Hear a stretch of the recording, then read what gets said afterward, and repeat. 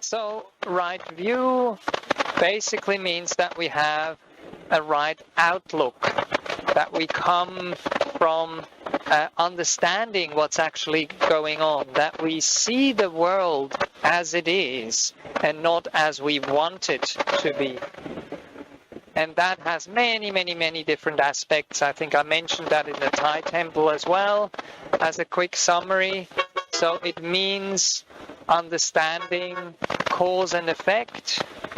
It means understanding that there is consequences of our thoughts, of our speech, and of our action, and that these consequences, if we like them or don't like them, they're like a law. They're like, cause and effect. So I was explaining to someone else, if people smoke, for example, that will have a bad effect on their health. It doesn't matter if they're following one religion or the other religion, or come from a specific background, or whatever it is. It's just a fact of life that those substances are bad for our health. So that's the same with certain things in the world. That's just how it is, basically. And the Buddha has awoken to right view, to understanding karma and rebirth. That's another way of putting it. Also understanding the three characteristics, understanding that everything is impermanent, everything changes. And because it changes, even if something is good temporarily, it will fade away. It will become otherwise. We will become separated from it. And that fact means that we are liable to suffering. So even if suffering is not happening right now, when the causes and conditions for the happiness that is present disappear, then that state disappears. And that's not just for worldly things. So even meditation states, very stable, deep meditation states, they have a cause, they have conditions. You need to kind of build them up. There needs to be a momentum, and that momentum takes you into those states. But once that momentum runs out, once the causes and conditions, the force that was created is not there anymore, they will disintegrate. I mean, it's the same with our devices, with our phones. If we don't charge them and keep charging them, they will run out of battery at some stage. So, and also another way of putting this, I know these are all kind of summaries, but if you have some questions about something specific, then maybe we can talk about it afterwards. There's also 4 things that the Buddha says that we get wrong, how we perceive the world. So we perceive things that are impermanent as permanent. We perceive things that are actually suffering as happiness. We perceive things as a self that are no self. So we perceive things as having an essence, as having a core, even though they are coreless, even though they have an appearance, they are empty. They're empty of a self, empty of an essence, empty of basically anyone being in control. It's just causes and conditions rolling on. And then the last one is that we see beauty in something which is actually not beautiful.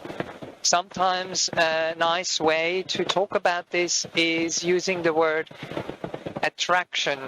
So we are attracted to something which is actually not attractive, if we would have the right view, the right understanding.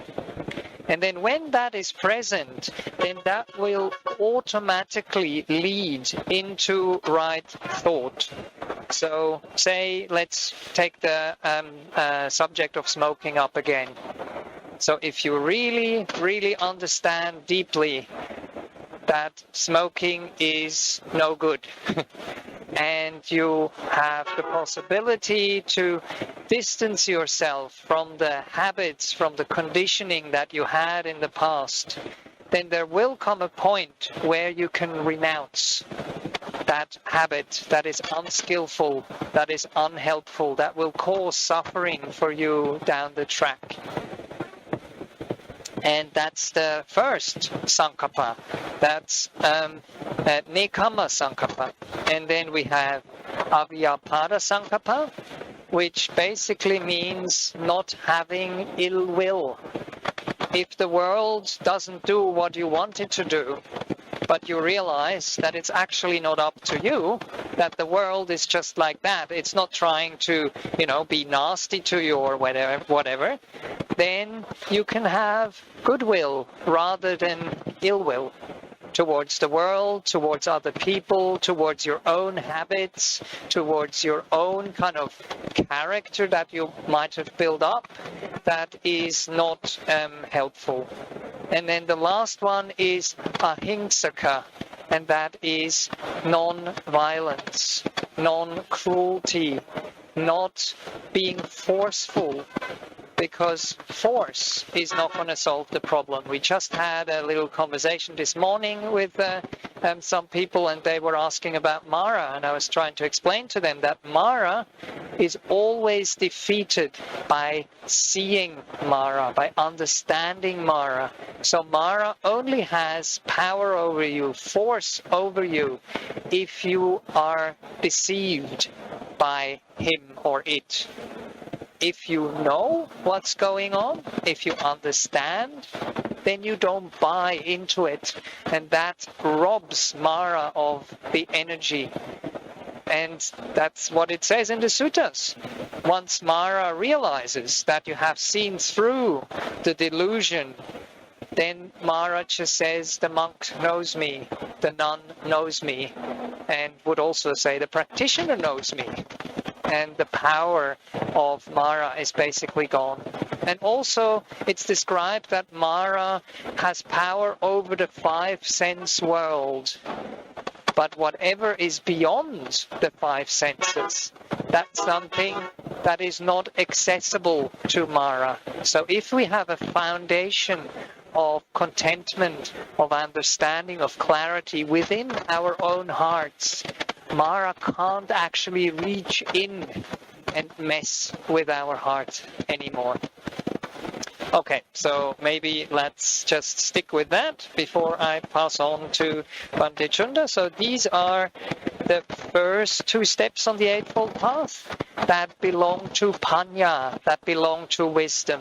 So we need an initial understanding, we need an initial motivation to practice on this path. So we have to realize there is suffering in this world. We have to realize where that suffering comes from and how it can be alleviated, how we can respond to it and work with it in a skillful manner.